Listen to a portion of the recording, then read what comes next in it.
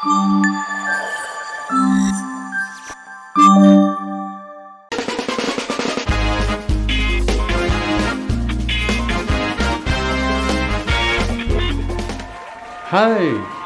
ఎలా ఉన్నారు?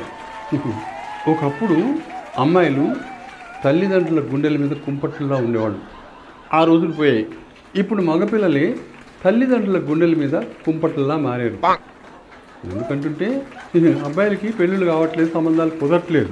అసలు ఈ అమ్మాయిలు ఉన్నారే చాలా కండిషన్స్ పెడుతున్నారు అనమాట.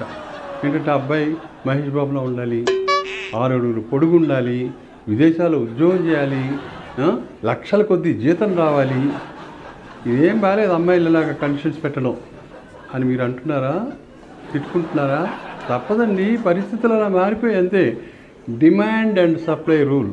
డిమాండ్కి తగినట్టుగా అమ్మాయిల సంఖ్య లేదు. మరి ఇంకంతే, అబ్బాయిలు తల వంచక తప్పదు, కాంప్రమైజ్ కాక తప్పదు. ఇంక పెళ్ళి కాకుండా అలాగా తల్లిదండ్రుల గుండెల మీద కుంపట్లా మారిపోతున్నారు అన్నమాట. ఒకప్పుడు తల్లిదండ్రులు మా అబ్బాయికి ఎంత కట్నం ఇస్తారు, లాంఛనాలు ఏమిటి అని అడిగేవాళ్ళు. ఇప్పుడు కట్నం గురించి ఎత్తడానికే వీల్లేదు. అసలు వాడికి పెళ్ళి అవుతాయి కదా. కొంతమంది ఏంటంటే చాలా గొప్పగా, అబ్బాయి మాకు అసలు కట్నమే వద్దండి, అసలు ఏం వద్దు, ఏం లాంఛనాలు అక్కర్లేదు, అదంతా ఎందుకు, పెళ్లి ఖర్చులన్నీ కూడా మేమే భరించి అమ్మాయిని చేసుకుంటాం అని అంటారనమాట. వీళ్ళకి ఏదో ఆదర్శ భావాలు ఏడ్చి కాదు అలా అనడానికి. అక్కడ కొడుక్కి 35 ఏళ్ళు దాటిపోయి తప్పదు మరి, కాంప్రమైజ్ అవ్వాల్సిందే, అన్నిటికీ తల ఉంచాల్సిందే. ఫ్యూచర్లో ఈ పరిస్థితి ఇంకొంచెం ఘోరంగా మారచ్చు. ఎలాగంటే అమ్మాయిల తల్లిదండ్రులే అబ్బాయిలను అడుగుతారు, చెప్పండి మా అమ్మాయికి మీరు ఎంత కట్నం ఇస్తారు, లాంఛనాల సంగతి చెప్పండి అని. జరుగుతుంది, అది కూడా జరుగుతుంది. ఇంకా ఘోరమైన విషయం ఇంకోటి ఉందన్నమాట. అబ్బాయిలకి ఏం పెళ్ళిళ్ళు కావట్లేదు, అలా పడి ఉంటున్నారు. సో దాంతో ఏమవుతుంది, అమ్మాయిలు జాలిపడి ఒకళ్ళని ఇద్దరిని పెళ్లి చేసుకుంటారనమాట. అబ్బాయిని ఒక అమ్మాయి ఇద్దరిని లేదా ముగ్గురిని చేసుకుంటుంది అనమాట. అలా పెళ్లి కాని అబ్బాయిలు ఉండరు. అసలు ఈ అబ్బాయిల పరిస్థితి చూసి ఇటువంటి పెళ్ళిళ్ళని గవర్నమెంట్ లీగలైజ్ కూడా చేసేస్తుంది అనమాట. అప్పుడు ఎలాగా, ఒక అమ్మాయి రాజు వెంకి అని ఇద్దరిని చేసుకుంది అనుకుందాం. వాళ్ళు కాపురం ఎలా చేస్తారు?